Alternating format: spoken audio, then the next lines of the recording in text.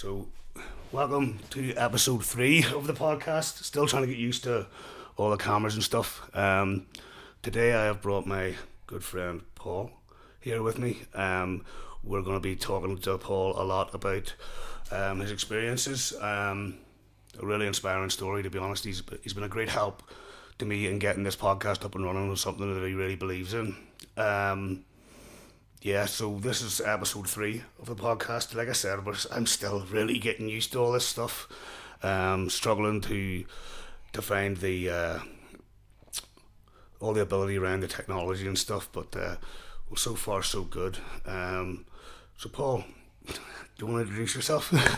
I'm Paul. I'm here to take part in the podcast. I'm really excited to be a part of this. It's been long overdue, and I'm just looking forward to being a part of the podcast. I get something going. Yeah, Paul brings up a good point there. You know, we've been talking about putting something together for months now. Easy months, like 3 or 4 months, I think it is. And like I said, Paul's been a great help and an inspiration in getting this up and running. He's a great story in regards to addiction and recovery, amongst a lot of other things. And he's got a lot of things in his life that I'd love to have myself, to be honest. But we talk about it quite a bit. Well, look, I think we'll just start by talking about your experience with addiction. So do you want to tell us a wee bit about?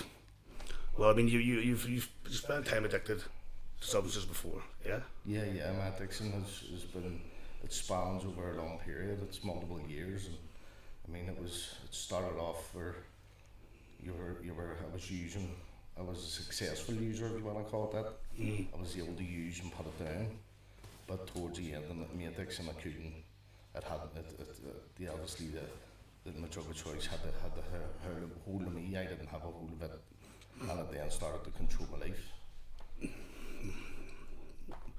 I think we're quite similar in regards to some of the drugs that we took. I'm trying to. So the whole point of the podcast is to let people know, because we were suffering at one point, and we were causing a lot of pain and harm around us. And I'm wondering if you wanted to maybe share a bit about that, about what things were like when they got to near the end. When you finally said there was something, right, I need to do something about this. What was it like? It was tough.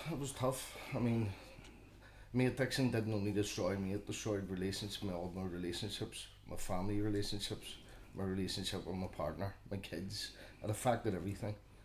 It totally took effect on my kids, my partner, my mum, my brother, my sisters, right down the line. Addiction doesn't affect me, it affected the whole family.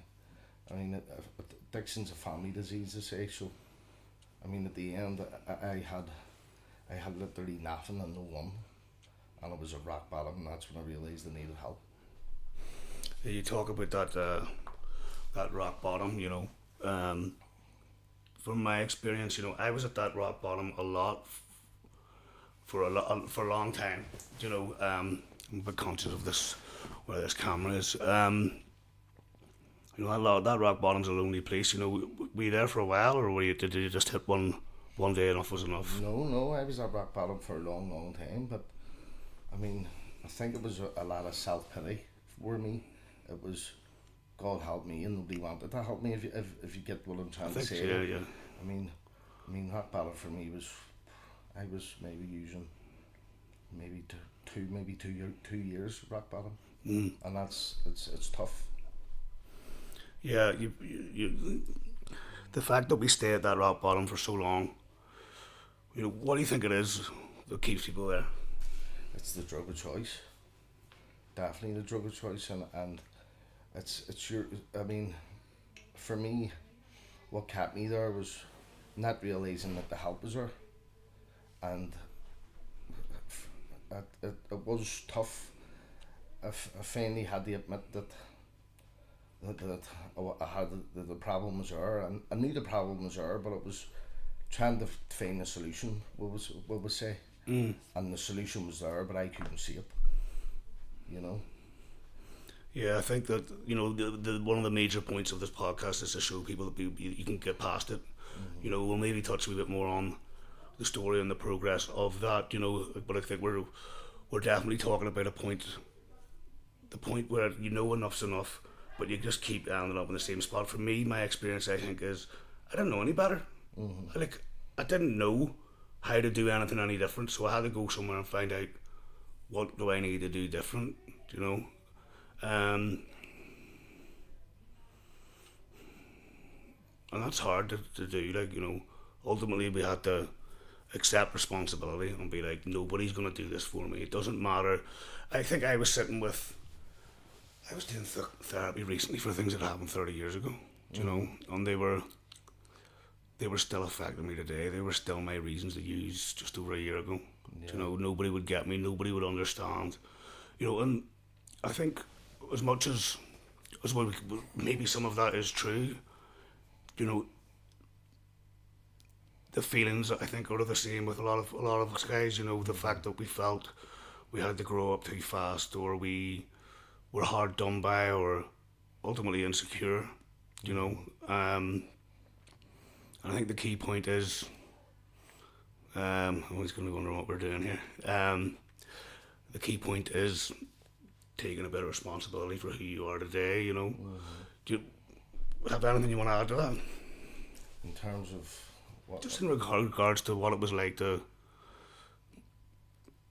keep using excuses to use rather than finding a reason to live, if that makes any sense. I mean, for me, I didn't really need a reason, and that's how bad my addiction got me. That, I mean, I'd have found a reason if there was no reason. Oh, you'd have made one for yourself. Yeah. Right, okay. Well, I think, what we're trying to point out here is that, we all face our experiences, and nobody's going to take it away from you that maybe it was difficult or hard to deal with, but from my experience, a lot of this is all trauma related, or inability to be able to deal or process trauma.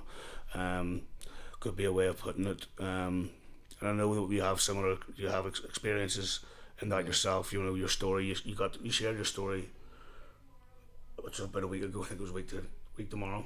And it was powerful, Paul. It really was. Thank you. Like, I've had the real blessing of being part of your recovery. And you're a very important person to me, and I find that kind of difficult at times because everybody gets close to me leaves, and ultimately that's on me, but yeah. Here, right. Did you watch the Stephen Nolan show about the prison? I did. What do you think of that? Absolutely rubbish. Yeah. Tell me more. Why do you think it was rubbish? I just don't like them all. All right. Okay. No, I watched it in terms of. I don't think it was directed right. If you know what I mean. I mean, there was people on it that shouldn't have been on it. If that. There's a very certain one, in my perspective, that definitely should not have been on. The show, and I think on some levels he was taken advantage of because of that. But the main thing that I feel like he reinforced a backwards middle class view of prison. Definitely. You spent a bit of time in prison, right? I have, yes. Yeah. What I found that he seemed to be doing with the show was, boys were saying we need help, and he never looked at what was available. Sure, he didn't. No, absolutely not. And my concern would be that there is no help. No. And my experience with prison would be the exact same. That you're in the prison, you're in there and all your hours are numbered. And when you get out that gate, the gate's open and you're through back into society. There's no help there for anybody. And anybody suffer mental health issues and I seen it any time I spent in prison, that there was multiple people that I was around and I noticed and I seen firsthand that these boys needed immediate mental health treatment, and there was nobody there for them. I mean, as far as I'm aware, there's mental health workers and stuff in the prison. Are they just overstretched, or what is it? I would say a lot of it is overstretched, but a lot of it goes unnoticed as Right. well. And what I mean by that is, I think I wouldn't say there's a blind eye turned to it, but It's just not it's addressed. just not addressed. It's really not, and it's a pity, because there's some boys go in there and they just can't get their heads around the fact that they are where they are, and I've seen it breaking many people, like Yeah. many people Just not able to accept that that's just where they are. can't accept the fact they're in prison, and they crumble Right, okay. basically, and that's my experience from a lot of times I've been in that I've witnessed firsthand, like. So what do you think would make things better? From your experience, just, you know? From my experience, I think what would make it better would be bringing more resources. That's the key way forward for, in my point, would be that need to bring in more resources. And by resources, just more mental health More workers. mental health workers, key workers, all that sort of stuff, and trying to address it quicker than what they are addressing it, because if they can get on top of it sooner, then maybe the boys won't be as bad, you know.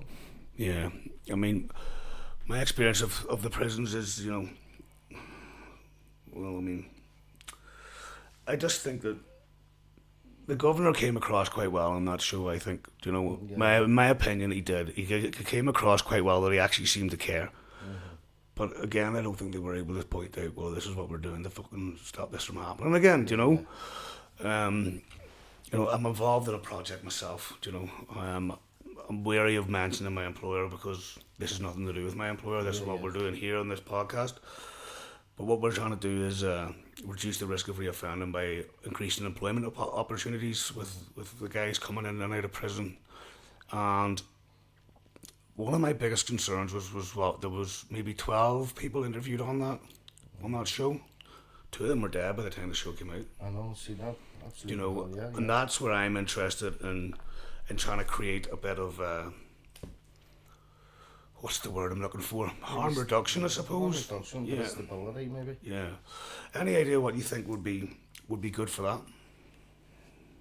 In terms for you or for me? In regards to, if a prisoner was coming out of prison, you've done it more than once, what would have been there? What if something was there to help somebody? What would it be? I'm envisioning a mentorship kind of thing, where boys are kind of caught before they fall. There's a lot of boys that would come out, and I say they would grasp at the chance of maybe given the chance of maybe getting themselves a trade, or you know, a job opportunity, or you know, something that's going to excite, not excite, but you know, Give purpose. Give them a purpose. Yeah. Yeah. So, you know, I imagine that you saw quite similar to what I saw, was boys promising they were never going to end up back there, and ended up back there. So I think that kind of supports the idea that they don't want this life, you know, that they don't want to end up back in prison and all that, you know. But ultimately they're let out the gate, and then they're lucky to even have the clothes on their back, you know, from what I can see. And that's my experience too. I mean, I was one of those boys that says I'll never be back, but unfortunately I went back, and I went back, and you know, and that's the vicious circle of when you're entangled up in the criminal justice system. It will be a vicious circle of continuing to be in and out and in and out, unless there's somebody there and something there to stop that process. You know, and that's what I'm saying about the opportunities, maybe. Yeah, because did Extern do a bit of work in there with regards to getting the trades going? I know, and you're touching on Extern and stuff, and there was a couple of hours. You had the likes of hold on, trying to think. You had Adapt and all that sort of stuff. But I mean, yes, there are, but you try and get on a course and while in prison. In my experience, I put down for many courses and to speak to many people, and It never materialised. Materialised. So do you is it just because they're at capacity, or what? Like there's too many people on them, or what? I would say maybe the fact that again that maybe they're selling maybe 2 workers in to cover maybe 300 or 400 prisoners. I mean, it's inevitable that there's not going to be enough. You're not going to be enough. Like. So what would you say if we were talking about training prisoners to run the courses in the prisons? So let's just say you had, I don't know, a dozen boys that were classified as volunteers. That would be. And that would run the prison, and then it would be one helping another. Do you know, what do you think of that as an idea? I think that idea. I think it's a super idea in terms of. I mean, there's boys obviously in prison that have trades. You know, there's boys in there that can bricklay, that can barber, that can plumb. That, you know, those sort of boys there taking courses would be amazing. I think it would be a great opportunity, and I think if the prison system was to allow it, I think it would take off and be a huge success, to be honest. So even if we're talking about the Nolan show, as kind of started this conversation, he was there with a fully qualified joiner who had been given 15 years or something, I think he had, or he was in for a murder anyway. So he's going to be there a while. Do you know what I mean? Is there anything happening in the prisons that would kind of do what we're talking? Do you know, like, is there? Because I've seen him work at a wood shop. You know, are they trying to materialise on that by trying to teach people from the likes of him who could train people from the other side? Yeah, like in the prisons you have workshops. In the prisons, I mean, you've painting, you've bricklaying. They do.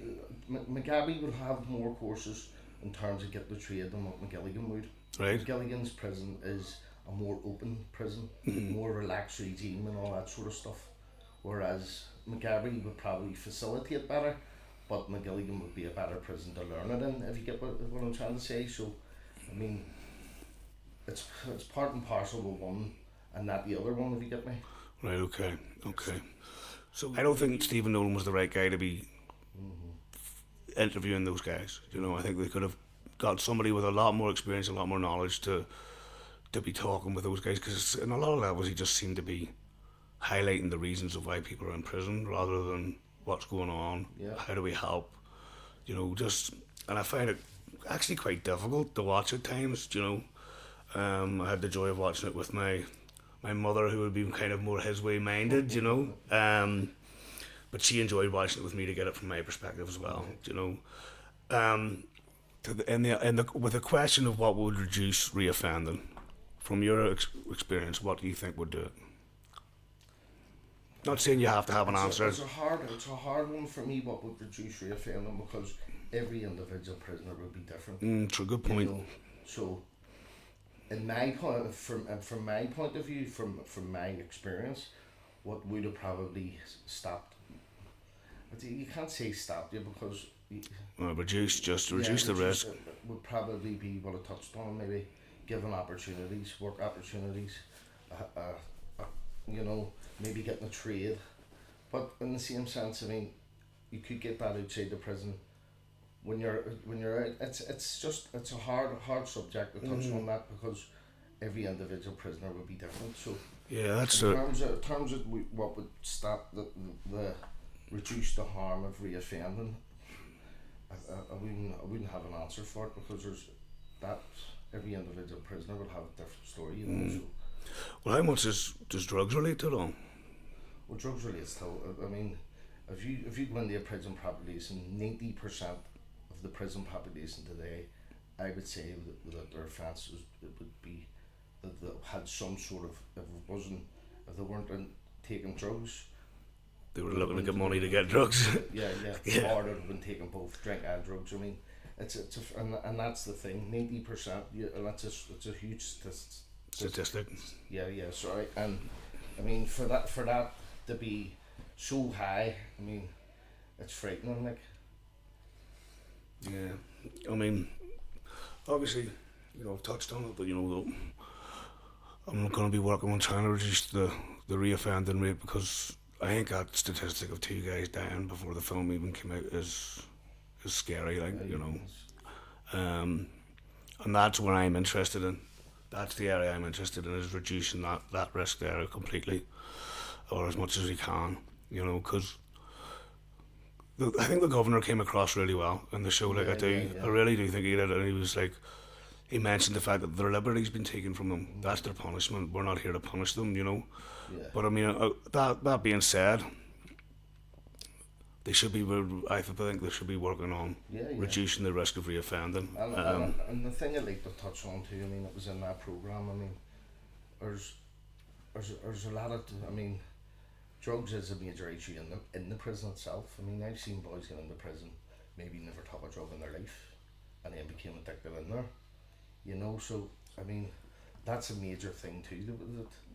That would be a major factor in boys getting out or being reoffend and go back in. You know. Have you ever seen a thing called Rat Park? Did I ever talk to you about it? No. This is where I should play the video, so I might play the video here. I might even pause it and get you to watch the video. Right. Actually, that's exactly what I'm going to do. What causes, say, heroin addiction? This is a really stupid question, right? It's obvious, we all know it. Heroin causes heroin addiction. Here's how it works. If you use heroin for 20 days, by day 21, your body would physically crave the drug ferociously because there are chemical hooks in the drug. That's what addiction means. But there's a catch. Almost everything we think we know about addiction is wrong.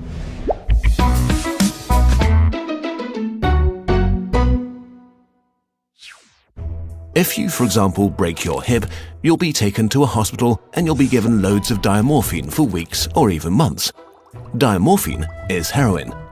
It's in fact much stronger heroin than any addict can get on the street because it's not contaminated by all the stuff drug dealers dilute it with.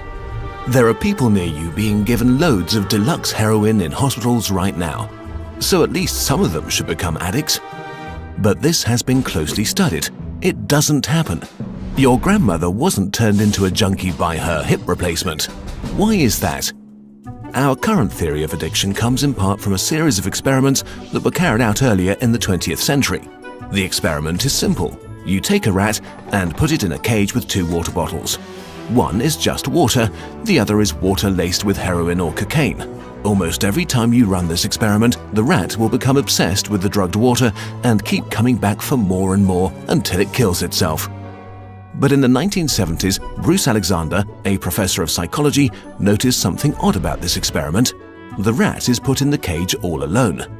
It has nothing to do but take the drugs. What would happen, he wondered, if we tried this differently? So he built Rat Park, which is basically heaven for rats. It's a lush cage where the rats would have coloured balls, tunnels to scamper down, plenty of friends to play with, and they could have loads of sex. Everything a rat about town could want. And they would have the drugged water and the normal water bottles. But here's the fascinating thing.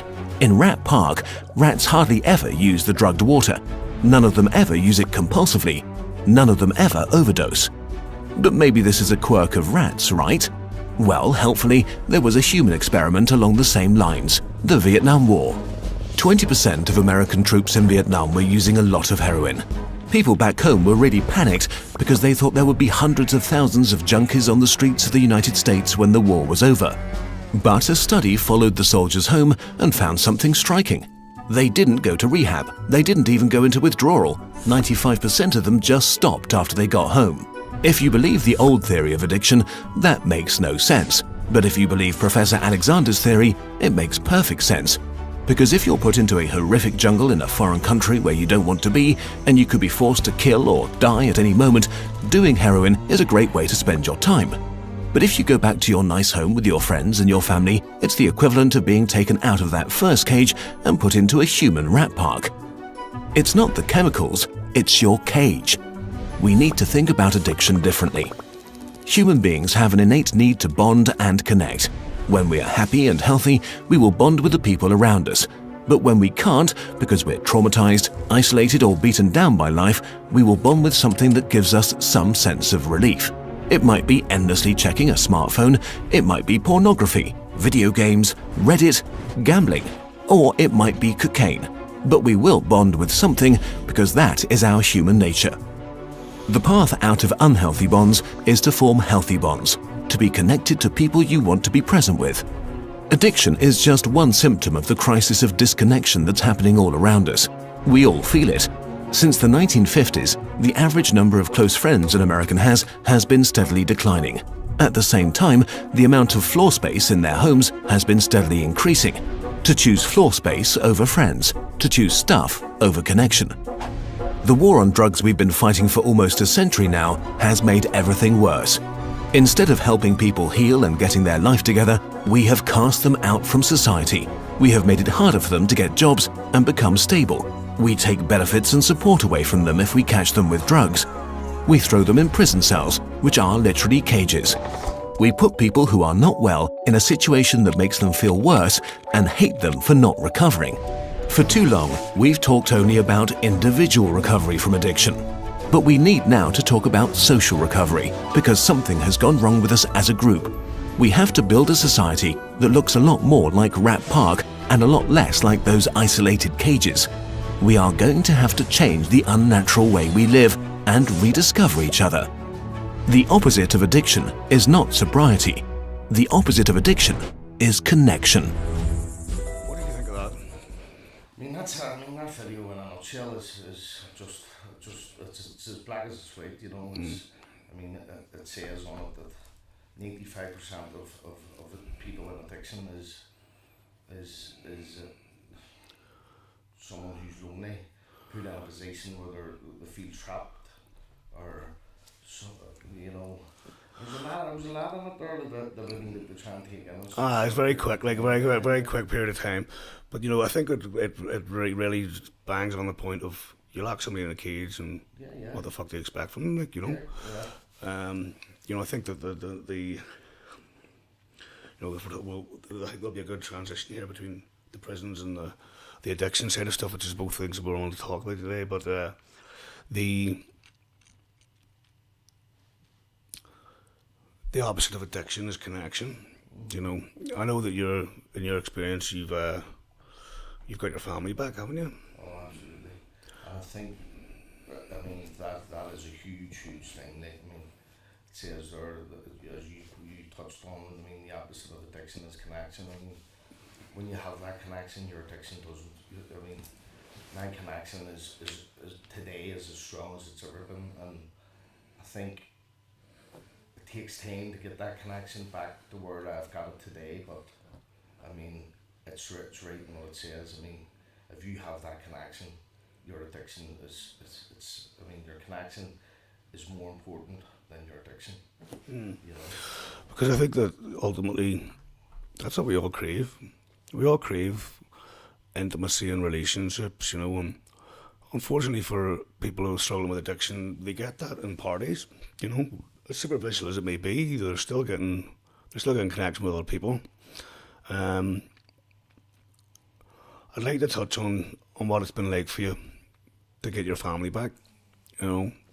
Obviously you said it took a wee bit of time there. Do you think that's because of trust, or? I think it was more the bridges are burnt, to be honest. It got to the point where my family was always there for me, and they were always trying to encourage me, but it was just, at the end, I thought they didn't care, and I thought that they'd be better off without me being in their lives, and all that sort of stuff. And it's all down to addiction. Your head's telling you that, but it's not reality, you know. And reality today is that my relationship today is as strong as it's ever been. My bond's back on the shoulder. The laughter, that's a big thing for me. And it's key, the laughter in my home with my children and my grandson it's second to none, and it's something that I thrive on. Listening to my kids laugh is my medicine. Nice one. You know? And it's the same as my relationship with my mum and my sisters and my brother, and it's everything has just fallen into place. It has took time, but they were there for me, and they've seen me grow, and they tell me all the time they're proud of me, but the main thing is I'm proud of myself too, you know. Did that come easy for you? No, it didn't come easy, no. No. I still struggle with it today, to be fair, but it's just one of them things that I think will take a bit of time, you know. Yeah, I think I can definitely relate to that have been difficult to be proud in yourself, you know. I don't know what that's about, really, to be honest, for myself. You know, people tell me all the time, you should be proud of yourself, you're an inspiration, all this kind of carrying on, and you're just like, I don't see it, mate, you know. You're an inspiration to me, to be fair. I mean, as you know, I asked you to be my sponsor, and you've helped me through. You've helped me through my step work, and you know, and it's for me to put my trust in another, like another man, especially someone that I don't really know that well. Well, I know that well now. Yeah. But at the time you asked, you know, that was a huge thing for me, and to be honest, it's nothing but utter utmost respect for you, and you are an inspiration, and I see your growth too, and I'm so happy for you and proud of you too, you know. Thanks, man. No, it really does mean a lot to me, you know. I can remember you asking me to be your sponsor, you know, and I was probably like that with you, I was terrified, you know, because I wasn't even that long sober myself, you know, but doing step work and stuff with you, you know, through that fellowship and stuff, it has been so good to be part of, you know. It's been almost more beneficial than doing my own work with my own sponsor, to be honest with you. Honestly, like, you know, and I'm very lucky to know you, you know what I mean, I am, and you teach me a lot, like, you know, I think we have similar morals and stuff, and you've been a real rock for me, and you know what I mean, if you think as being a sponsor you have to be the strong one or the leaning post and stuff, and that's not my experience of it, to be honest. I have a couple other ones now asking me to do the same thing, but anyway. So that thing, the thing that you mentioned there, I thought was a very important topic, was taking that step as much as it scared you. You know, you said asking another man, especially somebody you didn't know, was a scary thing for you. What was the motivation to do it, do you know? Like, you just wanted it? Well, I wanted to stay clean, and that was my motivation. I mean, I knew that the only thing that would have kept me clean would be throw myself into the program and give it me all, and to do that I needed a sponsor, and I needed to start my step work. You know? I think you were a bit like myself, like, just tell me what to do and I'll do it. Yeah. I want it that badly. I've realised that I don't know the best. Look, we're thinking I know best got me. You know, I'm just being like, what do I do here? I think that was probably the most valuable part of my recovery, was realising I know nothing about recovery. You know, just realising I need to be bloody spoon fed at this point, you know, figuratively speaking. And it can be a slow process at times, but I can't get over the distance there is between me and what feels like all that madness. You know, do you feel a distance from it now? Yeah, hugely. Especially my head. I mean, the peace I have in between my ears today is second to none, and that's all I ever craved, to be quite fair. Yeah, you know? I think if you told me if you get clean, that voice in your head will stop, I'd have done it. Never mind all the other stuff you get with it. As long as that voice stops, I'll be all right, you know. Totally. So if we move it back a wee bit more towards what it was like to get started and get into recovery. What I'm consciously trying to figure out is to say something that somebody that's stuck in it will relate to, and be like, okay, these guys seem to get it. I'll just do whatever they did and hopefully I'll get clean. That's the kind of thing I'm looking for us to kind of touch on. You know, when you mentioned there the voice in the head stuff, you know, that going to bed, knowing you're not going to sleep, knowing you've messed everything up, and your head is just going at you, you're nothing but a scumbag, X, Y, Z, all the things that you say to yourself. You know, you mentioned there that kind of cured for you. What's that like? Today? It's amazing. I mean, as you touched on it, I mean, going to bed and you're nothing but a scumbag, and I mean, the worst case scenarios you go over in your head is, and you can do nothing but tell yourself all bad because you're doing bad, you know. But today it's not like that for me. Today I can go to bed and put my head in the pillow, and look forward to waking up. Yeah, and I can go to sleep, and I have I still have a lot of regrets, but I've no, you know, none of this guilt and shame when it's hanging over you and all this sort of stuff. When you look in the mirror and you see yourself and you're just like, you dick, you know. Ever any suicidal ideation? Have you ever thoughts of hurting yourself? Yeah. Well, I mean, that's what brought me to my knees. To be quite fair, my addiction did bring me to my knees, but it was a suicide attempt that really put the ball in motion for me. To be quite fair, and when that happened, that wasn't. I had no plans whatsoever, and I know it's. I've tried to even go over it in my own head to figure out like how it came about and why it came about and all this sort of stuff. But I mean, that suicide attempt for me was what brought me to my knees. I mean, I can't remember any of it. It was a total blanket. You know, I think that my experience is, you know, whenever I used to get to my head to that bed, and or just before I got to the bed, I just like wanted to do myself in. Like that's what I wanted. I wanted to be dead. Like, and I guess if what I was trying to say to somebody is like, you know, I know there's people out there that feel like that. You know, keep ending up in the same spot and just feel like doing themselves in. You know, and I was there. But what I've started to realize is that I just wanted it to stop, man. You know, but I was never doing anything different. No. I never turned around and was like, okay, if I want something different, I've got to do something different. And, you know,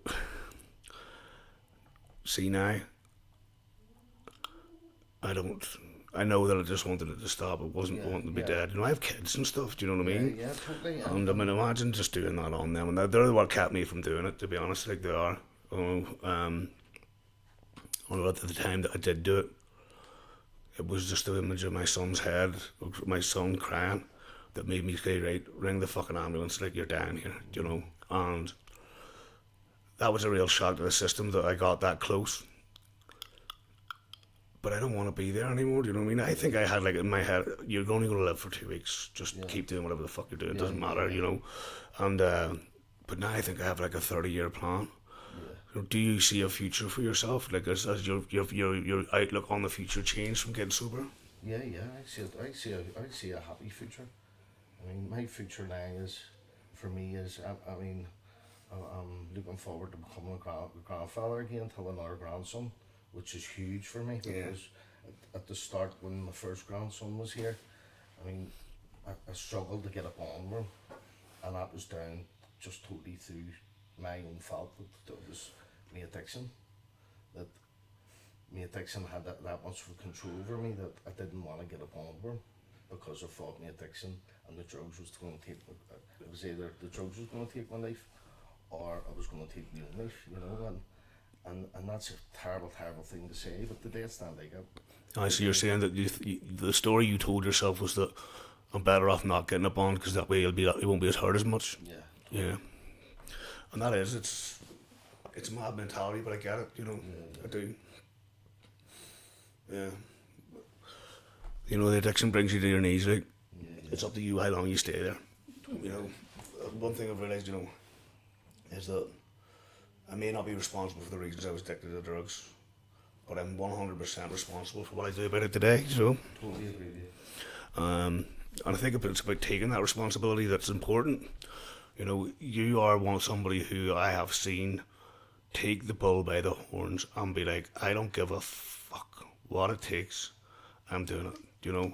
And I suppose how to turn that into a question. I mean, I think for me, what you're saying, I know what you're touching on. For me, that was my last option. I had to take the bull by the horns because any other option I had exhausted, you know. And for me to take the bull by the horns was tough. I mean, just like to touch on, like, I mean, if I can do it, anybody can, you know. And that's the thing for me. And I would like to give a message to anybody that is struggling that just listen. It will get better if you want it to get better. That's the thing for me was I didn't realise there was that much help out there until I needed it. Until you look for it. Until I wanted it, as I say. You know, I knew I needed it, but I didn't want it. You know, and that's the difference. Today I want it, you know, and it is, it's our, and the thing about it is that I always touch on with other people is it's free. Aye. You know, I mean, the program I'm working today, it's free. It doesn't cost you a pound. You know, it's free to anybody, and if you really do want it and you're really ready for it, then it's for you. You know. Yeah, I think that, you know, what was I going to say there? You just, oh, aye, that was what it was. We're addicts. We look for we want it fixed yesterday, or we're right here, right now. That's what escapism with drugs and all was about for us, is like, I don't want to feel this, sort of, you know, and that for drugs, you know, if you can relate to that. Coming to realise and come to the capacity of understanding that recovery is a journey, I think maybe could be daunting for some people to be like, oh, can't be bothered putting all the effort into that, for want of a better expression, you know, well, that's going to take too much work. Have you any advice for anybody that's maybe thinking like that, you know? It's not, I mean, I don't know, can't, I'm thinking in terms of that they can't do it, is that what you're trying to... Yeah, just that there's no way I could spend, how long are you sober now? Just over 9 months. Well done. You know, there's no way I could ever be that sober. You know, there's no way I could do that, and then just not do it. Have you any advice for that? Well, I was one of those people. I was one of those people who thought, I could never do that. I could never stay away from this for no longer than a day, never mind, you know, and you can't do it, and it is you have to be strong, and it is a process, but it's worth it. Every minute of it is worth it, man. Yeah, I think you touched on a massive point there that I actually really wanted to make, is that it's fucking worth it. Like, you know, the gifts that I've got from getting sober are, I wouldn't even be able to articulate how many and how good they are, you know, but I think that's, you brought up the point that I was wanting to bring up, is that it's worth it. And again, you know, thinking about it as a 9-month or I'm a year, you know, you don't need to think about it that way. You just need to think about getting to bed tonight sober. That's all you need to think about, and just have that mindset, and it'll all click into place, you know. Absolutely. Bringing it back to the Rat Park stuff, you know, it's something that's always stuck out to me, is the need for connections with human beings, you know. Apparently cocaine activates that part of the brain, so you're getting a false feeling of connection. Yeah. You know, whenever you mentioned the fellowship a couple of times, have you met people there that you get that connection from, or what? Yeah, and that's the gift of the fellowship. I mean, I suppose it's in the word, isn't it? Fellowship. And it's amazing. It's an amazing place, and it's full of connections. If you get what I'm trying to say, I mean, the love and the support you're given from day one. I mean, I remember going to my first meeting, and you're getting your hugs, and it's just, it's a bit weird at the start, it's a bit, but the connection and the love is there from day that, and it will always be there. I mean, and they say in the program, love yourself, or we'll love you till you learn to love yourself, and that's totally 100% true. Yeah, I think, you know, I can remember hearing that saying myself and being like, not getting it, you know, just not understanding it. But again, I put it down to the capacity of stuff. Like, you know, I didn't have a capacity to understand that. And only am I starting to believe that I'm getting the concept of being able to love myself for the first time in 30 years, you know. And, you know, so where they're going with the Rat Park stuff, you know, do you think the opposite of addiction could be recovery? Or, sorry, it could be connection? Absolutely. Yeah. I totally agree with that. Because you get it from your family too. Yeah. And once you have that sort of connection, I mean, it's huge in terms of your recovery, because once you know it's there, that connection's there, and there's days you might need it, you know, and for me, connection is down to sort of feeling certain emotions and stuff too, you know, you're feeling emotions that you probably haven't felt in a long time, and when you have those connections in your life, then you learn how to deal with the emotions that you want to get. You know, it's strange, but it's brilliant to feel it. You know. Yeah, I think for me, I'm terrified of those connections. You know, and like on a not a conscious level, you know, I'm terrified of being rejected for who I am or something like that. You know, but you know, from coming around the fellowship and being myself and being accepted, you know, like I get the saying, you know, we'll learn to love you, or we'll love you until you learn to love yourself. What was I going to say to you? I mean, this is not a 12-step podcast whatsoever, but I can't look past the fact of how much the fellowship has done for me in my recovery. You know, there's a program there to work, and many an addict has got clean from doing it. You know, what's your experience of working the program rather than just going to meetings? You know, It's been difficult at times, you know. I mean, when you start your step work, it's all about looking at yourself. And for me, looking at myself, it was tough. And there's certain aspects of your life where you have to look and you have to dive into, and you have to, and it's things that you might not want to get into, and the things that you've buried at the back of your head for 20, 30 years, but it is difficult. I'm not going to say it isn't, but if you put the work in and you have the support, you can do. You will. It's not that you can. You will get better. And another thing, you know, just to reiterate, it was worth it, wasn't it? Oh, it was worth it. Absolutely. The gift I have today is, it's I mean, what I owe, I mean, I owe a lot to the program, and in terms of what it's given me back. It's given me my life back. It's given me my family back. It's given me my children back. It's given me my partner back. I mean, and that's from working a 12-step program. That, I mean, if somebody had said to me at the start, this is what you'll get back if you put the effort in, then I'd have probably done it sooner than what I did. You know? Yeah, I think that's actually, you bring up another brilliant point. I'm so annoyed that it took so much crap to finally take a bit of responsibility and just do this, you know, because it would have been nice to avoid a lot of it, you know, but ultimately if you're continuing down the same path, it's just going to cause more and more and more pain. Yeah. I mean, for me, I just like people to know that if you're struggling, the help is out there. I mean, for me, I was one of those ones that struggled.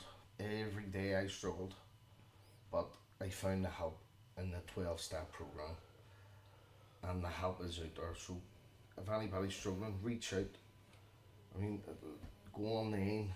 Look, there's meetings all over Belfast. I mean, there is help out there, and for me, the thing is some people struggle. They ask for help, and some people they want the help and they don't know where to turn to, and I was one of those people. I didn't know who to turn to. I didn't know what to do, but I knew I needed help, and I knew that if I didn't get the help, that I probably wouldn't be here anymore.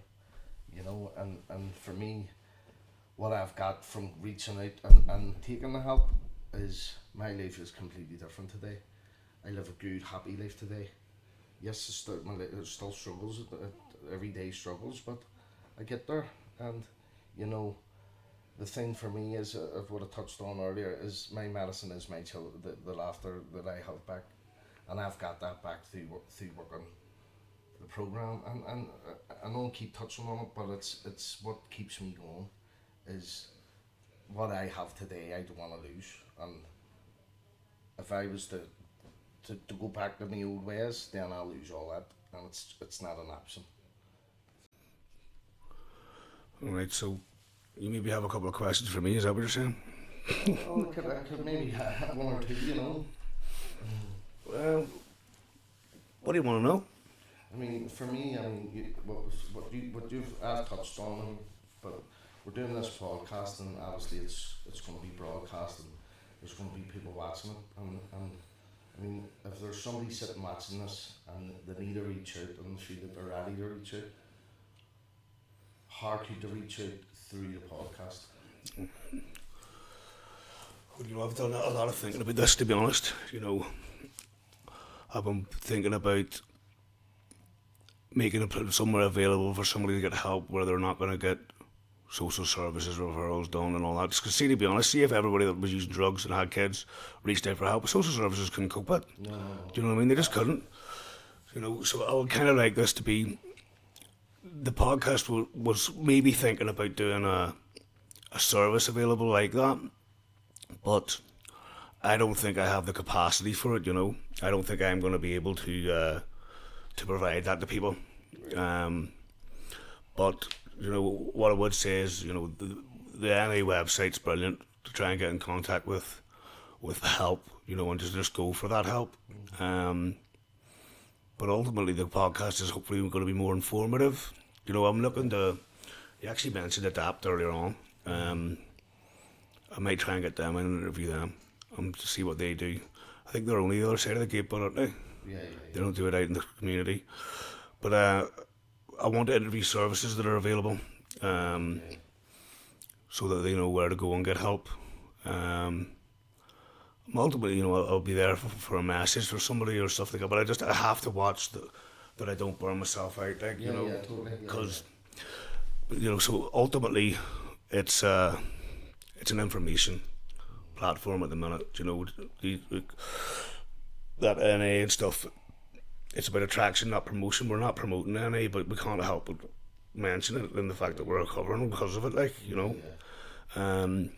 So I've got a couple of more lined up. I'm hopefully going to have a mental health nurse that used to work at McGalbury come in. She's going to be my first anonymous guest.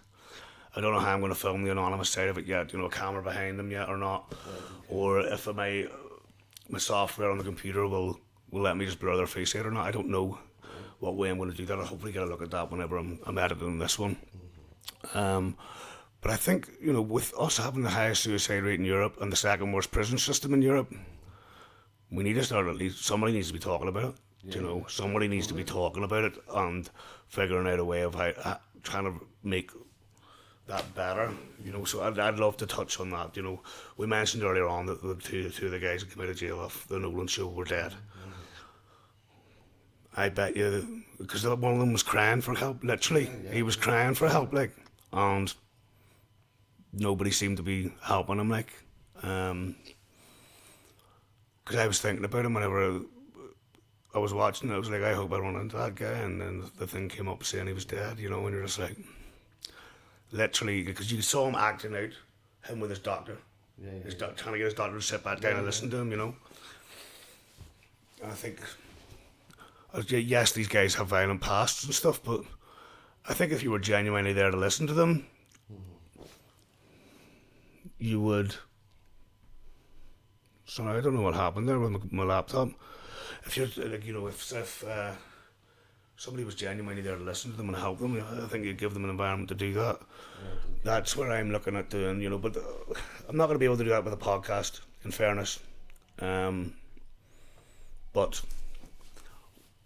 talking about it, signposting to the appropriate help services, maybe getting a suicide prevention organisation on, all that kind of thing. That's what I'm looking at doing as an information thing at this to start with, you know, and showing, like, I don't think recovery is visible at all. I think you need to really go looking to find it, and I don't think that should be the case, you know. So hopefully with this podcast we can at least help a couple of people. And I see at the end of the day, it's a great hobby. Do you know what I mean? At very worst, it's a great hobby. You know, I'm looking to get media experience. I'm looking to increase my network stuff, so it just works out, you know. Have you any ideas where you might like to see this going? Because I'm sure you're going to be involved in it with how close we are. Like, for me, it's all about, as you say, I would like. I mean, just to reaching out. I would like people maybe that's watching us to know that they can reach out and there is help there, like. I mean, and my aim for this podcast for me today would be that somebody who's sitting maybe struggling today watches what we have talked about, listen to what we've touched on, and realises that there's help out there. And for me, if one person does that, then I'm doing something right. You know? And for me, that would be the key thing for me out of it all. You know. Well, at the end of the day, Paul, you're a great message of it. You know, you're a great message of. I hate these cameras. A great message of recovery and a great message of what you can achieve from getting sober, which is why I'm really glad to have you here. You know, I'm a bit annoyed with the Andy's one, you know, because the audio was just terrible. So hopefully this one's better with the amount of money that's been put into it to try and start to fix that. But ultimately that's what it's about. You know, it's about bringing on the success of recovery. You know, and everybody that's got it says it's worth it. You know, and everybody that goes back says it's not. You know, so I fly in a crowd of people that are recovering. You know, and you're a massive part of that. Like, but you know, I think maybe we'll go into the deep, the depths of it a bit more another day. Yeah, totally. You know, because what I'm annoyed about is how long it's took for us to sit down and do this. You know, because but it's just the way that things work with the job and stuff. Right. You know, I would like to be doing this every week, every fortnight minimum. I'd be happy to be. Yeah. And I'd love to get maybe group settings and a bit showing the banter and the laugh that we have too, you know, because we come on here and we're all serious and we're talking about suicides and prisons and stuff, but like we have a good laugh too, like, you know what I mean? It's something that I would love to try and capture on the show a bit better, you know, but we're still all very new to this, you know, we're all still crapping ourselves when the cameras turn on, and you know, as it would be like. Well, we're still very much at those stages, so it would be nice to get a bit of a laugh recorded, you know, because I think that's, you mentioned it yourself actually, you know, being able to laugh with your kids and stuff is where the real value of recovery is for you. So yeah, I suppose just in bringing it back to that question, I want to inform people, you know, I want to let them know where services are. I think the fact that we're not talking about things, I think the fact that Stormont aren't sitting and everything's just fucked, and I'm not saying this is the answer to it, but I think it helps, you know. Totally.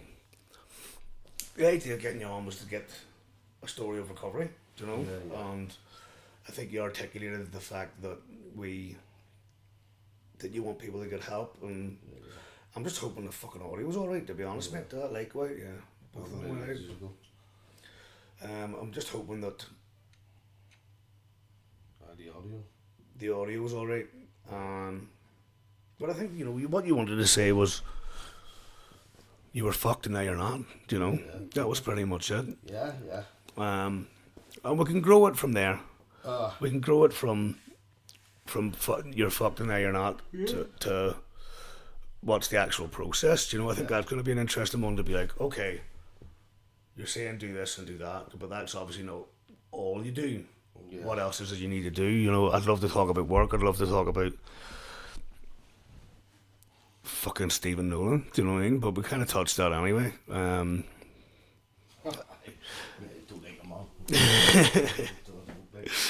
I think we did great. I think everything that we needed to be said was said. Yeah. Obviously, we'll go away and we'll think, fuck, I should have said this, should have said that. But it's just the way it is now. I think the cameras worked pretty well. That one was a bit flickery and stuff. The light just knocked off now at the end there, just. Aye. But I think there's a. I really enjoyed it, to be fair. The nerves was hard, but I enjoyed it, to be honest. It's funny how they subside, like, isn't it? I know. Yeah. And then, you know, that was the first time doing it. You know, what's it going to be like the second time? You know, and the third and the fourth. A couple of boys, well, somebody's reached out to be like, well, can I do this for you? You know, which would save me jumping in and out and all that. Because I think it just kind of takes off the feel of it a wee bit, but. For yourself, just. Yeah. But then would I trust somebody else to be doing it right? Yeah. You know, I'm a control freak, you know what I mean? So, yeah, I think we did all right, like. I touched on them to be fair. It's an hour's long, do you know what I mean? That's an hour's of stuff, like, I'd love to, I'm gonna have to. The Stephen Nolan bit, you know? Yeah. You not like Stephen Nolan, no? No. Why not? Well, like I said earlier, you know, I think he put a very middle class, backwards view on the prison system, and I think he actually took advantage of a couple of them boys as well, you know. And I think he was reinforcing a negative view rather than like whenever so the guy. He did all right, but I think he had to expect that, you know. But and he took it well, to be honest. Like, he didn't seem to get that annoyed about it. But I think he should have. Whenever your mom was like what I'm going to do is I'm going to end up taking a prison officer or a doctor, and I'm going to be like, you need help, and the first thing he did was go out and I mentioned that, not this guy needs help, what's available, and the fact that the prison didn't show that makes me concerned at how little there is there. No, the them boys need help, and I'd love to get on the radio and start so they can hear us. I'd love that. Like that's been my dream since I actually went to recovery, was to own a radio station where the prophets support boys going through addiction or everything around it. Because the one thing I'm really trying to make about this show too is that it's not just addiction. Addiction's not just drugs. It's everything around it, like, you know what I mean? Which is trauma, a lot of it's trauma, intergenerational abuse, all that kind of stuff. I think a lot of the trauma, you touched on the trauma part of it, I think that's the struggle for men, that's talking about the trauma, I mean, it takes a big man to stand up and talk about the trauma, something that yeah, being vulnerable, it's deadly for us, like. But again, the show could show that. It could show people just being like, yeah, this is what happened, this is how I've dealt with it. Because of that narrative we all tell ourselves, we're all different, and nobody can understand me, and that's not true. With all of the circumstances and the recipe of your life, I would say that you're probably the only one like that. But that doesn't mean that nobody's felt alone or scared or powerless. It's the emotions that are attached. That it's the feeling, not so much the event, but the feeling can be relatable. It can be really, really strong at times too. Those feelings can drag you. You just run from them. That's all I can do. The feelings like that will drag you to addiction. Yeah. It is.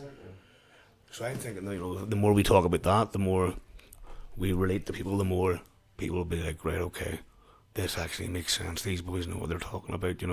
We didn't learn this in university or in some stupid book. We learned this on the streets, like, And I actually, First-hand experience.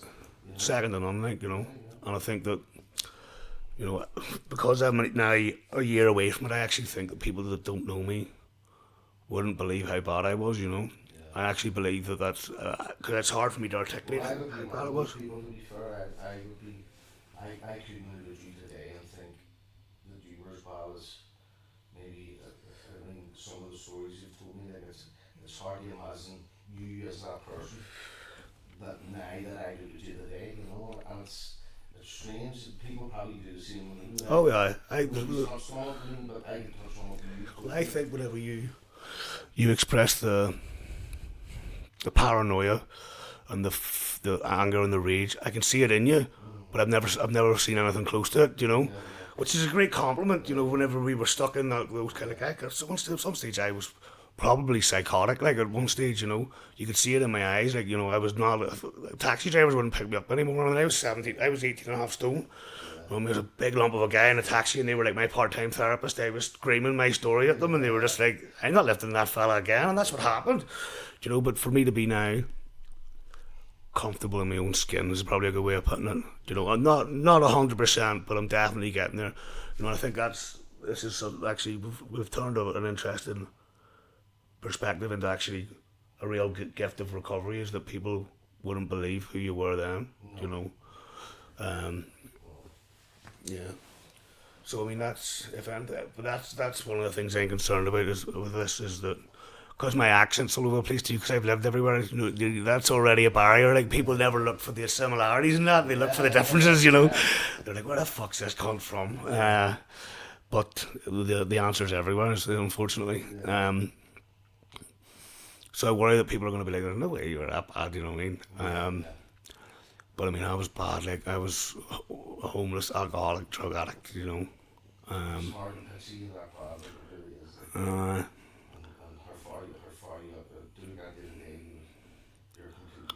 Yeah.